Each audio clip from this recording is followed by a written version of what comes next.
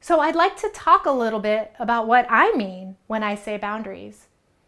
I think of boundaries as commitments we make to ourselves to attend to our own needs. And very often these are needs for care and safety and respect. And it can be really uncomfortable or even scary sometimes to set boundaries, to honor our needs, to hold firm for our own needs, especially if we've never tended to our needs in this way before. So be compassionate with yourself. Consider this a practice, this setting boundaries as a practice. And as part of tending to these needs, as part of honoring the boundaries that you set, you can choose to make requests of other people.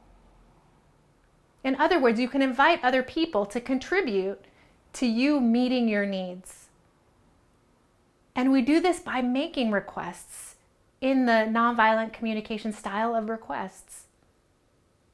So not only attending to your own needs, but also honoring the needs of the other person. And that's really the power of requests. It allows you to hold both people's needs with care. And that includes needs around culture and family dynamics and so on.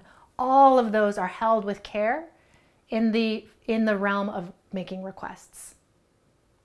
So you can ask others to help you have your needs met while also respecting and honoring other needs.